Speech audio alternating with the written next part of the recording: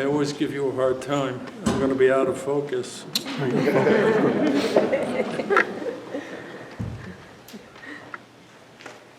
In the name of the Father, the Son, and the Holy Spirit.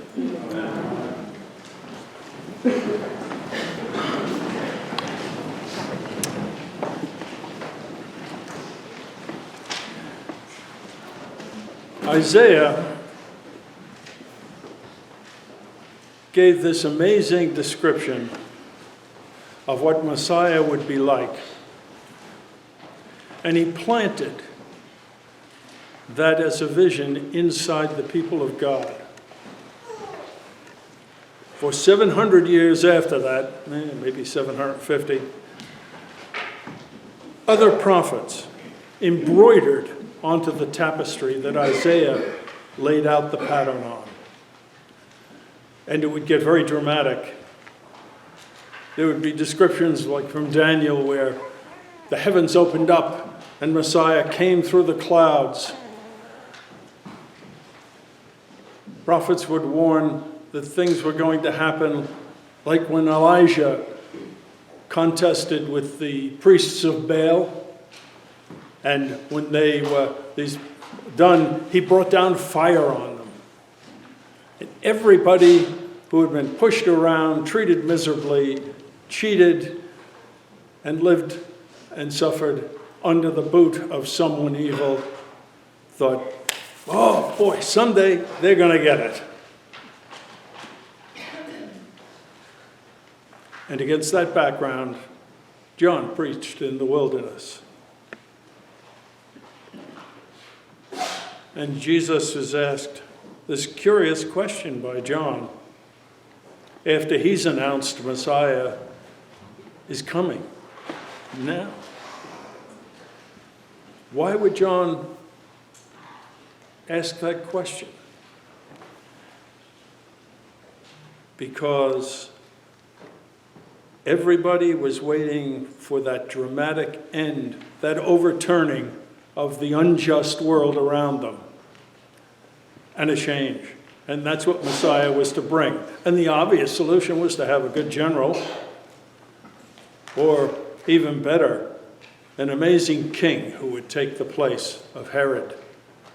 Certainly one of the most wicked kings on record.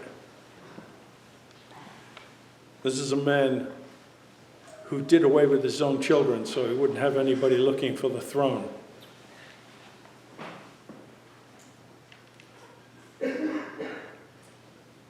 And Jesus answers the question with a quotation from that Isaiah reading we heard this morning. And all of that anticipation that had built up over 7 centuries suddenly took a turn nobody expected.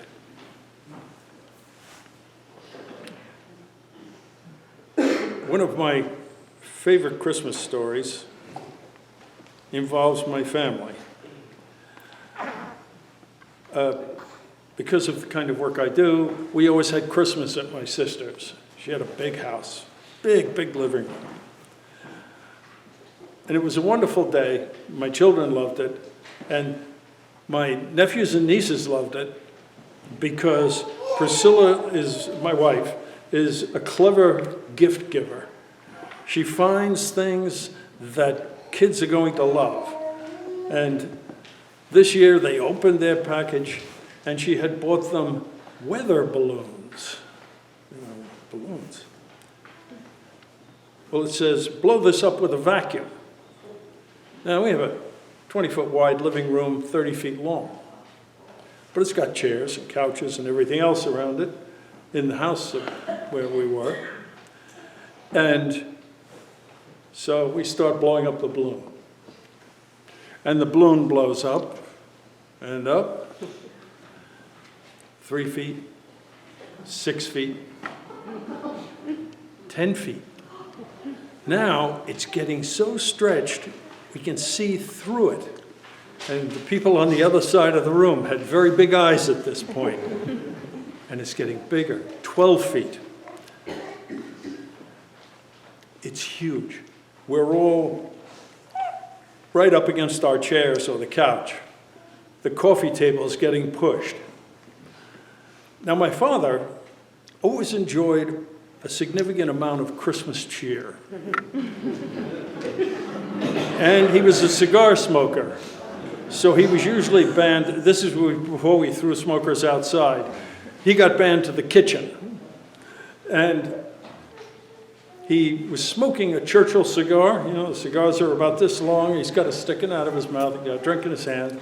And he turns and he starts into the living room where we all are. And we can all see him through the balloon. And the nephews and nieces are screaming, "Grandpa, no! Grandpa, no!" And he walks right into the balloon with his cigar. And everybody ducks, and it just goes thud. No big explosion. No, it was just a thud. Everything that had been anticipated had changed in an instant. That's what's happened in these gospel lessons. That's what happened to John. Everything he had expected the person to be wasn't what the person turned out to be. Everything people expected suddenly changed. How could this be? The person who was supposed to set us free is saying, "Forgive your enemies." It was an astounding change in the way they had to look. Because those of us who try and live a good life really do derive a certain amount of satisfaction from the rotten people in the world getting some comeuppance. And we also like to think that somewhere along the line, we're going to get a little bit more than our fair share for living an appropriate life, a decent life, an ethical life. And Jesus took the whole thing and went like that.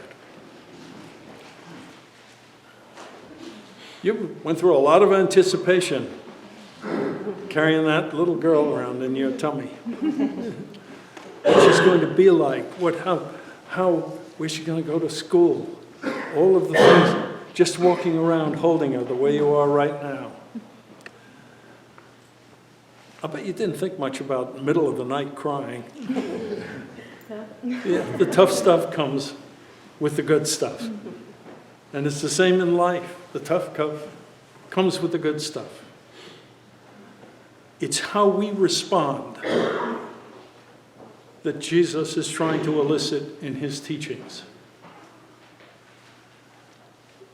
We are called into this world to live on the anticipation that what Isaiah has said and what Jesus taught is what is. We open this world to the light of Christ by the way we live. We're going to bring this little beautiful girl up here and baptize her in a few minutes. And she has a whole wagon load of anticipations attached to her. And I can assure you, when she's about 17, you're going to be anticipating those college bills. But you're not going to resent them because of how much you love her. And that's the way we're called into this world as followers of Christ. So this is fun time for me. There's nothing I like better than doing baptisms because they anticipate what I may not get to see for a long time. But it's not going to matter because, as John says, your life is hid with Christ in God. So I'm comfortable with having lived a life that was established as best I could do it on loving people and encouraging from infancy that same love to be a part of this world in changing it into that magnificent dream that Isaiah has shared with us today and for over 2,500 years. So let's do it.